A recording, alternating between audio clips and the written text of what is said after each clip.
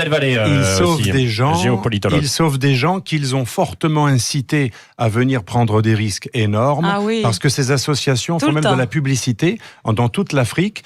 Comment on entre en Europe, comment on sera aidé, même si Vous on faites de la gruge. publicité. Même si à longueur de journée, par exemple, évidemment, à Ceuta, C'est très connu, les appels à projets Les types ont pour agressé. venir, ouais. À Ceuta, on a agressé les policiers qui surveillent la frontière entre l'Espagne et le Maroc.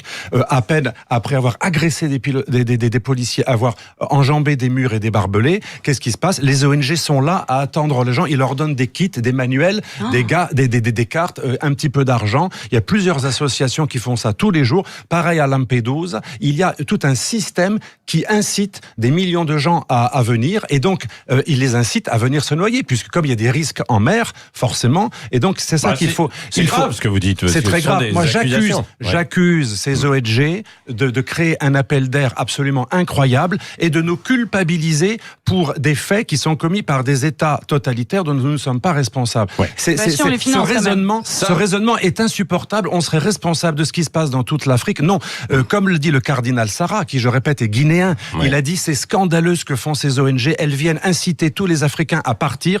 Et donc, du coup, certains croient tellement que c'est l'Eldorado que des parents envoient leurs enfants prendre des risques inhumains. Et moi, j'accuse aussi ces parents qui envoient leurs enfants aller au casse-pipe en passant par la Libye. Mais quel est le parent qui laisse un enfant aller prendre des risques aussi graves?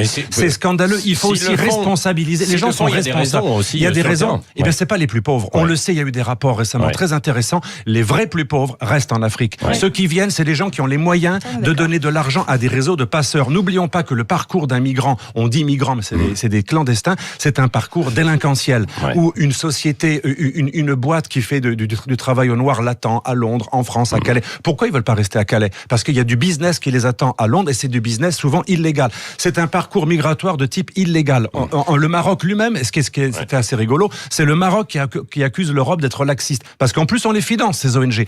Avec l'argent de ceux qui sont contre ces ONG, on finance une partie de ces ONG. Alors 7% pour les uns, j'étais l'autre jour avec quelqu'un de SOS Méditerranée, 20% pour les autres, c'est déjà trop. On ne devrait pas financer avec l'argent public des gens qui appellent à désobéir à la loi. Et je conclus, ces ONG incitent à désobéir. Elles sont contre les frontières par principe. Un d'entre eux me l'a avoué, il m'a dit, notre idéologie, elle est no borders.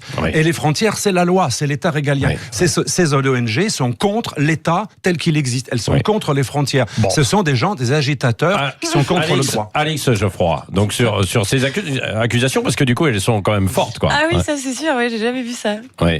Et alors, qu'est-ce que vous répondez? Il y a une organisation d'une manière ou d'une autre avec justement ces passeurs sur le terrain. Mais on l'a déjà dit ça, mais c'est une espèce de fatras de bêtises répétées. Est-ce qu'il y a les moindres sources pour ces choses-là? Vous avez déjà Carmelo entendu Zuccaro, parler procureur de Catane, il a prouvé que Lifeline a totalement désobéi au garde-côte italien, totalement désobéi, et au centre de coordination des secours maritimes. Qu'est-ce que ça veut dire? Les ONG sont contre l'État régalien. Les bateaux, alors pour être plus précis, les bateaux affrétés par vos ONG désobéissent systématiquement aux gardes-côtes, non seulement des pays d'Afrique du Nord, comme la Libye ou le Maroc ou l'Algérie, mais elles désobéissent également aux gardes-côtes maltais, italiens, espagnols. C'est un appel total à la désobéissance civile. Bon, il faudrait une organisation